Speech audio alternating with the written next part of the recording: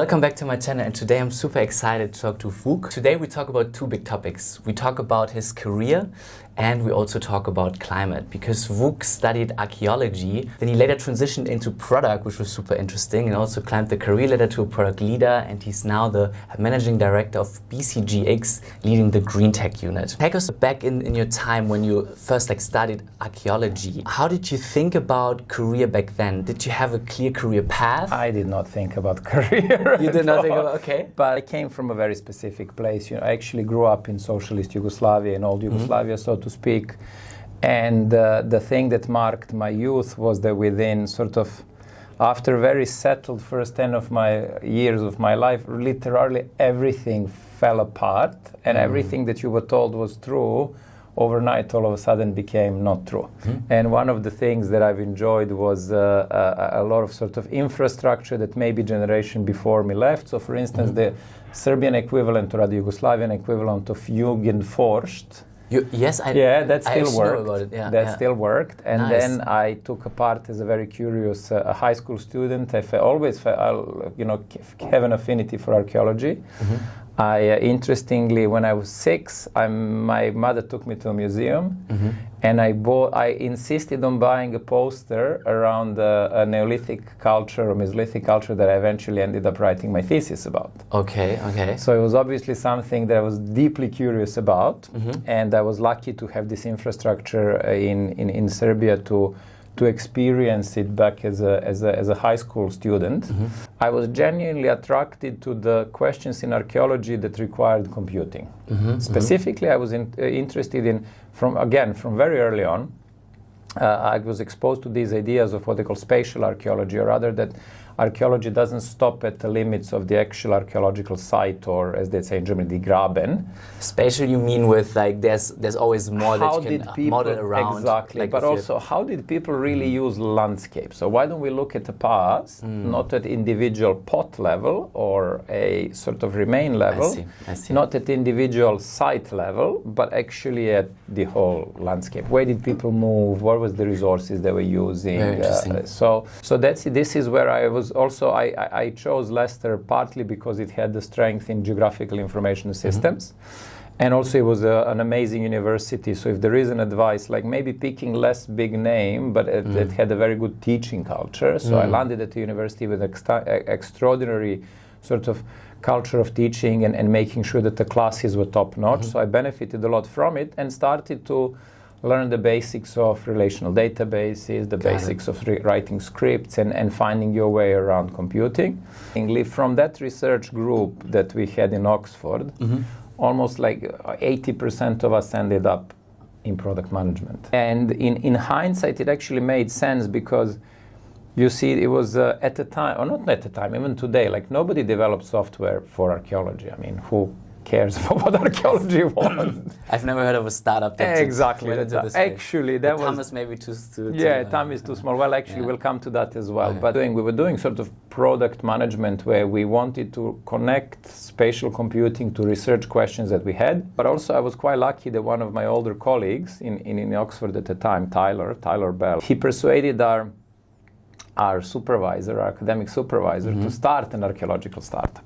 Okay. And then we started on a really interesting product ride where very quickly on we figured out that nobody in archaeology has a readiness to pay for a digital training courses. There was a lot of interest in building essentially online databases for that sector. It wasn't obviously a money spinner. The scale up also after that pivot sort of got some traction and eventually tailored off. But it actually was the first time that I was hands-on product manager. And actually, if you think about it, there was one product, it's probably my most successful product. It's called Portable Antiquities Scheme. It's an online database and scheme around it that still exists. A portal where amateur archaeologists who find some finds, or anybody who finds some finds, can submit what they found, have it identified, have it logged properly for science, in a very structured way, but actually keep the object themselves. Amazing. Okay, just to sum it up. Yes. Archaeology, you built tools and you learned about databases, and then you worked at a spin-off in Oxford, and there you really honed your first product management experience. I'm super curious because before I also interviewed some product leaders. Like, how did you make then the career progression from an individual contributor to then a product leader? At this point, did you have a very clear development path as well? Not at because all. I think you became the head of product. That was at that startup. That was at the startup. Exactly. And then after you went to Glamudi, right? Actually, the path was a bit more circuitous, so to speak. And the first thing was, at that point, I got so in love with technology that archaeology sounded too pedestrian and boring. And in hindsight, I did a series of weird steps that sort of helped in hindsight. So I worked at the time mobile games publisher as a sort of, I analyzed essentially publishing data on which handsets did you need to put a device. So I was thinking about market. On which hands? Handsets. You know, it was back in the day before iPhone when you had to basically rebuild a game for every single device. I see. Okay, that makes sense. So I did a bit there. What really formed me was working at, Forrester Gartner IDC, like Industry Analyst House. It was called at the time Data Monitor, later Ovum. And there was an amazing opportunity to be essentially writing market reports about software industry.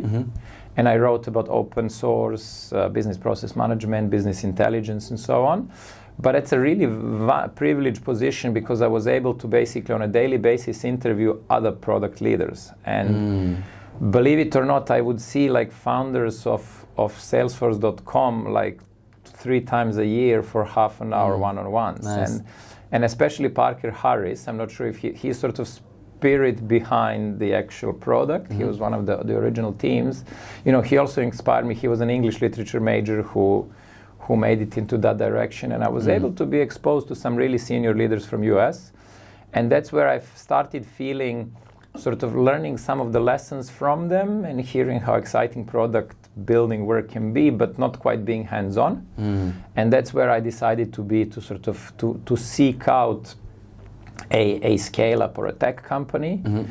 And this was sort of 2010. It was actually quite hard to find a pure product role that wasn't in US. If there was a roles like that, they would typically be like product marketing roles rather than management roles.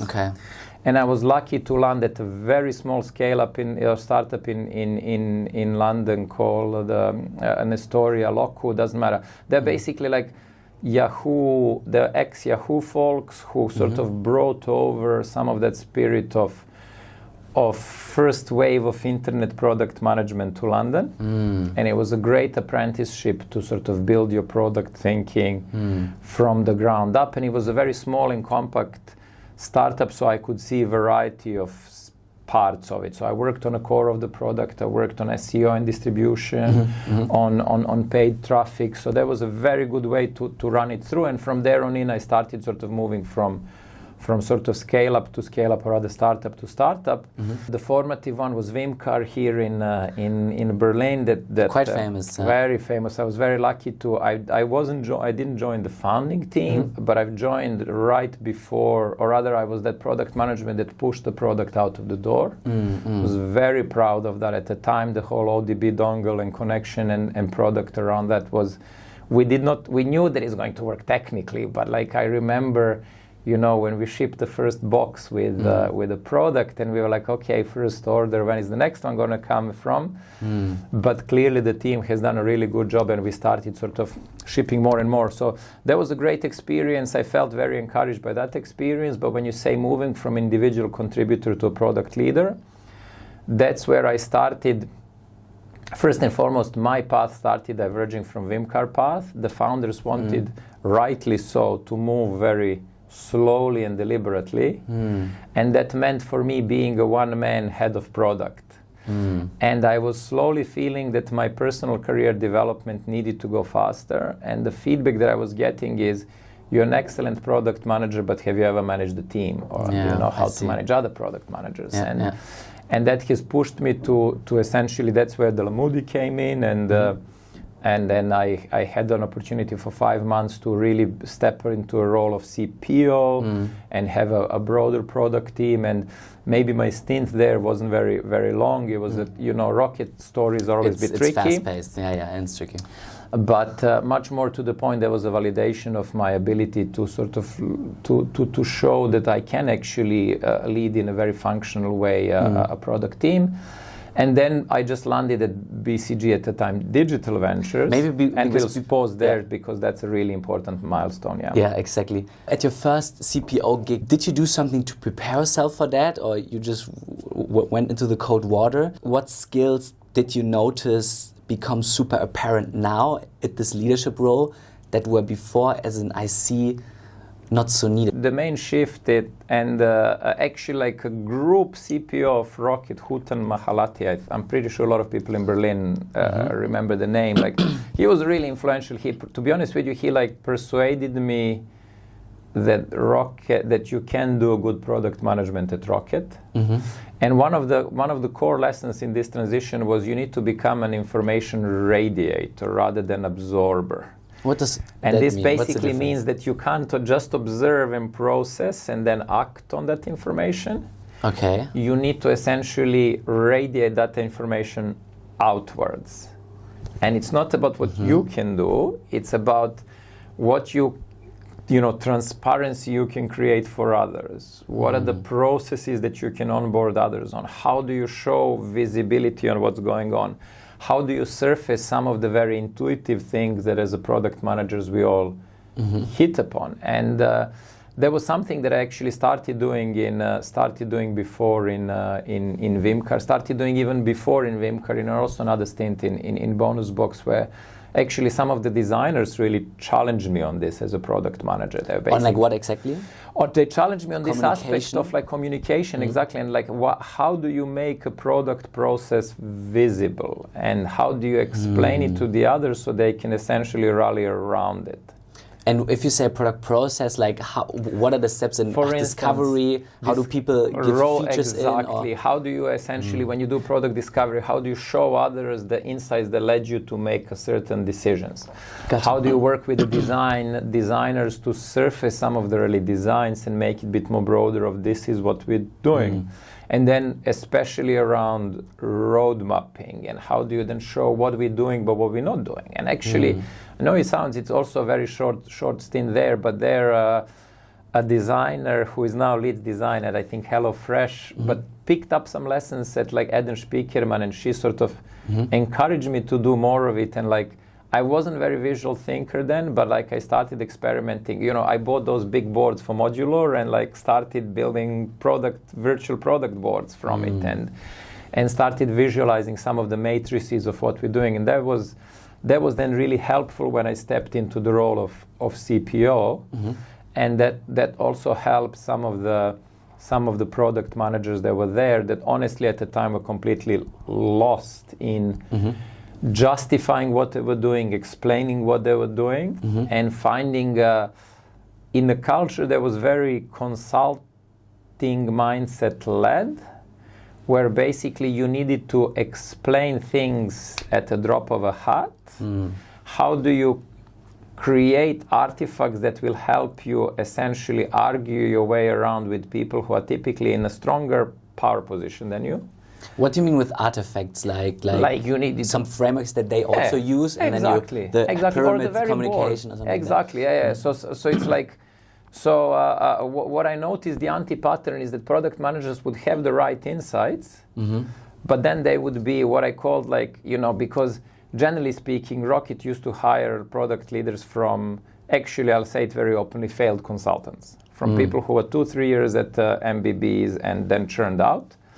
So then they had this, first and foremost, very analytical frameworks, but those analytical frameworks, when weaponized against people who are less prepared to deploy them, become very powerful. And then it's if you come into a room with an ex-consultant who wants to talk numbers and you haven't thought through your numbers, they're going to find it not compelling, or they're going to push their vision of what needs to be done onto you. And then in lack of product wisdom, this is where you end up with this kind of half-baked compromise along the lines of, well, what is it the competition is doing? And then I basically tried to coach the team of, for instance, I remember one session was just thinking through not just the top line metric we need to steer by, But like, what are the dependency in those metrics, and what is actually? You mean if we break down the metric into the components, like exactly, so like a KPI tree. KPI tree. Gotcha. So how do we then go? How do we then anticipate pushback of we are saying something controversial on the top level, but actually we can back it up that on a level 3 of KPI trees, Gotcha. things move like that. And then it was just thinking that through that all of a sudden PMs were like, oh, wait a second, actually my work can be highly appreciated in this environment because I'm prepared on that level. Or like, Gotcha. oh, wait a second, if I get designers involved in a process early on, very actively, then actually the features are going to be a bit more compelling, and people are going to start to say like, oh, actually design does contribute very nicely here. So that was a lot of the work there, but also a lot of the work to teams to sort of show again,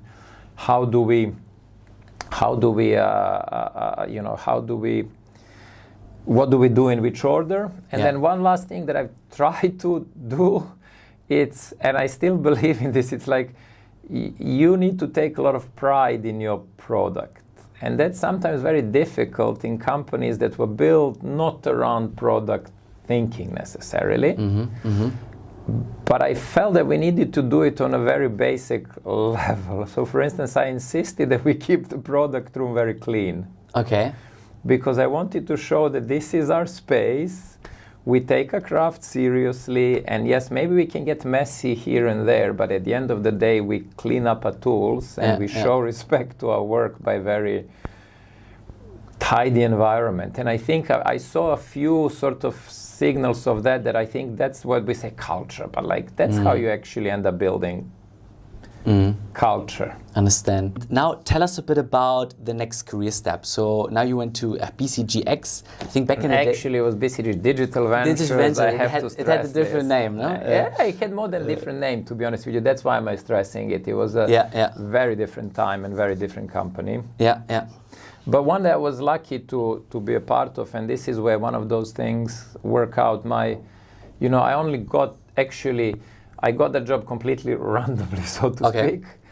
But it shows the importance sometimes of title, to be honest with you. Okay. And it goes back to what I was saying. I was incredibly happy at Vimcar, and then for the reasons of growing my career, I made a very tough decision to leave. I went and became a CPO. That role at Lamudi wasn't always easy, to be honest with you. But it was a big validation of being able to carry off those 3 letters, so to speak, CP and O. But it put me onto the radar into very brutal SEO for recruiters. I see. Who then essentially started reaching out when BCG Digital Ventures was building out the product team.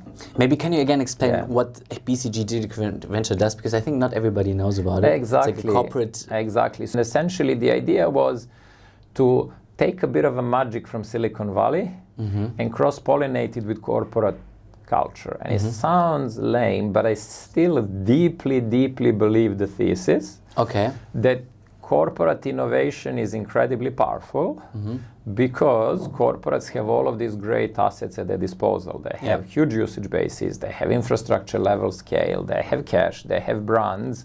In many, many cases, they have really amazing IP and talent. But it's not always easy to essentially innovate in a context where all of the corporate structures are built for predictability and scale. So how do you square this dilemma? And the answer was, well, why don't you create these kind of carved out environments, venture studios, corporate innovation units, in which you can essentially deploy, startup way of thinking, Silicon Valley scale on engineering side, and combine it with really emerging sort of way of approaching it from design angle, and design thinking was a big deal. By the time I joined in summer 2016, I was team member 84. You can see it by my phone number still.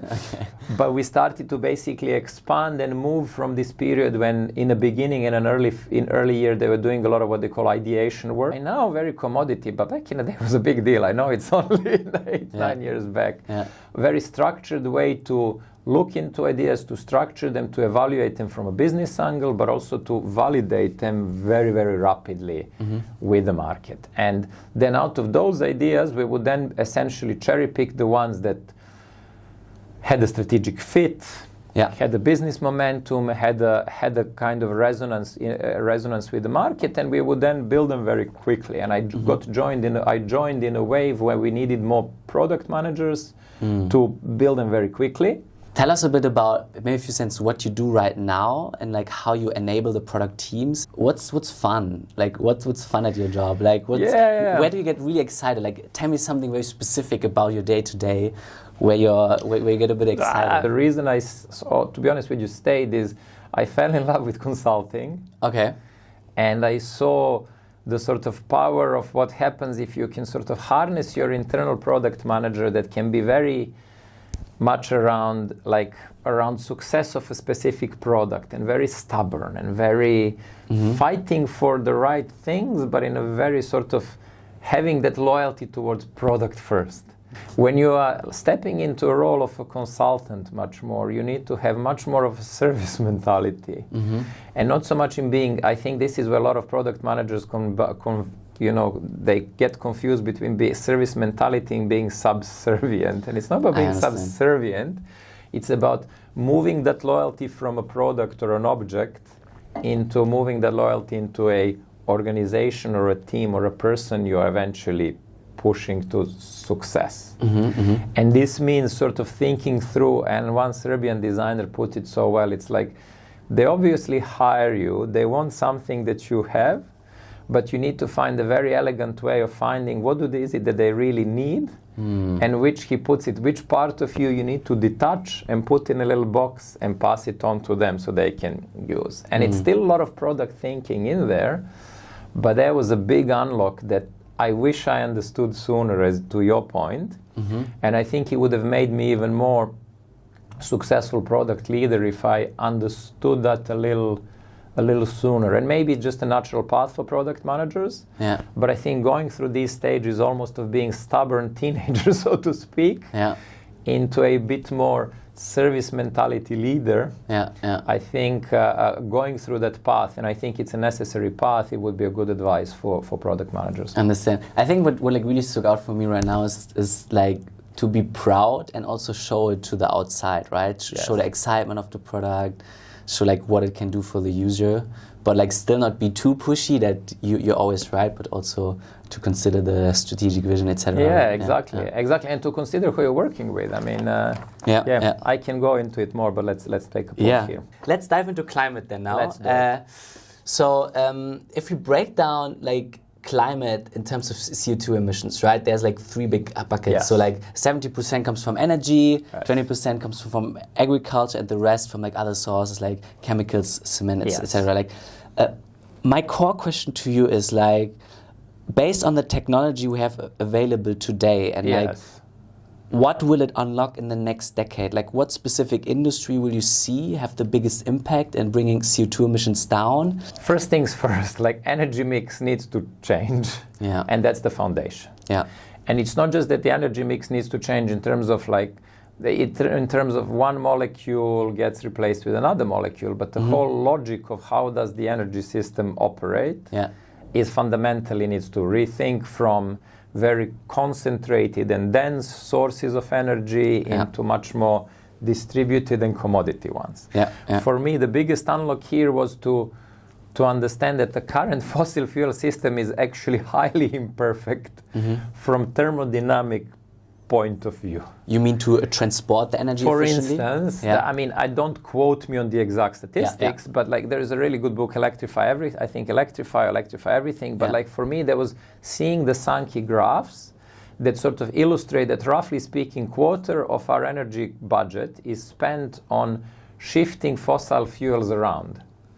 And with like boats and stuff, no? And when you think about it, like that's insanely, I'll call it stupid. On a thermodynamic level, it's not very clever. Rethinking this deep set logic of energy, that's going to be at the base of what we do. And now, very openly, big energy systems need to change that. There is not going to be a scale up that changes that.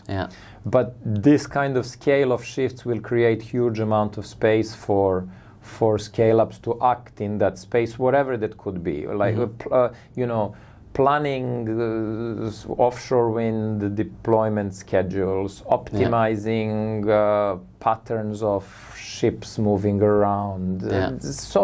Anything on grids. There's battery storage. There's so many things that fundamentally change when we essentially go from industries that are much more flow-based rather than stock-based. So I think huge, enormous opportunity. But you got to be realistic in terms of who needs to be making some of these, changes, and when are some of these projects community initiatives, when are they small businesses, when are they VC-funded businesses, and when are they infrastructure projects. Yes, so that's energy. Got it, that's energy. I think, from like an 80-20% of it, it just makes sense. And like, what role does AI play? Because also, if I look at energy, if I look at the grid, if I look at batteries, if I look at heat pumps, everything seems to be connected with hardware. Yes. And now AI is like a big wave. Like this AI will play an important role in this energy transition that we no doubt. First and foremost, optimization potential. Yeah. And more energy intensive, the more you need to gain with an incremental optimizations of this process. So basically, 10% of cement manufacturing, huge impact. 5% shaving off from hard-to-abate sectors in shipping, huge impact. And that's why you have scale-ups in these areas really, really flying. The challenge there is like these systems are too complicated to shift with AI alone. And there needs to be sort of change and as actually BCG X and especially our data science team sort of preach 10% algorithm, 20% IT infrastructure, 70% processes in which all of this is crazy. This is embedded. And I think that's a sort of good heuristic to think and it's a good way to think of how AI can play. I think very powerful, but I have to say optimizing role eventually in these systems. And we need hardware processes, or not say around it, but to be there in order to push it. And we need to think in AI a bit more creatively, I would dare to say. I'm really inspired by some of the thinking around the fact, what if actually planned economies are actually working? But what if they didn't work because we didn't have powerful enough computers? And I'll stop a theory excursion here, but I would really implore everybody engaging with AI to engage it a little bit more creatively and to think what are the actual limits that we can now explore with all of this computing power at our disposal. And if you now could just quit your job and you could just start a startup and you have the fundraising skill of Elon Musk, so money's not a constraint right now, where would you go now into? I mean, there's a different questions again of what would you do? So if I had really money, no object, resources, no object, I would love to make a bigger push towards large scale renewables. But this is one of those things. This is, I think, almost like a structural shift that one needs to do. And I was lucky to be exposed to some teams who really thought, like, I saw the vision there, and it's like we need that level of sort of interlocking dependencies between natural systems, between the actual built environment, like offshore wind turbines, between maintenance processes, between downstream integration into systems. I would, take a crack at it, but to be honest with you, I think that's almost like not even enterprise scale, that's almost like system scale push. But I would find that really, really, really fascinating. I find the space of fascinating of sort of bioenergy in a very broad sense, and it sounds like bioenergy doesn't mean like healing by power or crystals or whatever, but it's basically like using biomass in a really, really clever way and deploying the power of the fact that we can essentially manipulate life processes and we can use live agents, microbiomes to cut long chains of other biomatter to essentially take much more out of biomass that it's available from us and basically extract gases, think about how these flows of systems from manure into biogas, into a captured CO2 that it's embedded there, into fertilizer, into thinking how can you maybe do interesting things with algae as a hugely ubiquitous part of biomass, and that combination of life sciences and energy systems and live systems I find super fascinating, and that's why also I love work with soils and nature. It's actually connected to my life in archaeology as well. That was essentially applied soil science. And I'm firmly a believer that somebody said, like, we owe our existence to 6 inches of dirt and fact that it rains. And I think that... What do you mean by that? It's basically like, when you think about it, everything is here because we can extract stuff from soil. The more we can be efficient in that extraction, but also the more we can truly make soils healthy, and our soils are terribly depleted, terribly overfed, and in really bad condition on any type of metric you want to look at, in terms of sediment, like minerals, in terms of erosion, in terms of organic matter, in terms of fertility that we need to keep pumping in. And I think there is a huge opportunity, and I was privileged to work with quite a lot of companies in this space to think of very clever ways to revive this, from biochar to a lot of microbial activations in soils, to completely new practices in agriculture. There's tons to be done in this 6 inch of dirt space as well. I feel like also this space is very underserved right now. If I look at the VC space, like I think it's not really, maybe it's too infra heavy. Interesting. Just to wrap it up. Please. What are like the takeaways now? So first, career. I think like the core takeaway was around being excited about a product, and I think you said radiating it out, not to be an assimilator of information, but radiate it as well, and like bring out the processes, be super transparent, and also be super excited. And then climate tech, energy.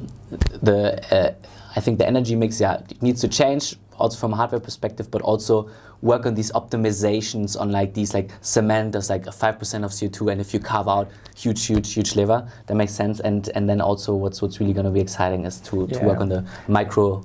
But listen, these are things that excite me. The beauty of climate, if you ask me, of climate tech in broadly, it's basically like everything helps from a perspective of we have so much work to do in so many systems, in our food systems, in our energy systems, textile consumptions, materials, way we finance, way we think through implications and measure some of these pushes. I mean, there's so much to do that I really basically, it's almost like if there is advice, it's pick what, I know it's cheesy, but in this particular case, it's true. It's like whatever you're familiar with, whatever you feel that you get as a system, work there. And if it's measurement, if it's satellite imagery and large-scale systems observations, there's so much impact to be made in different pockets and niches that a creative mind should lack for no options. Yeah, that's a nice ending sentence. Thank you so much, Vuk. Thank you. Appreciate it. Nice.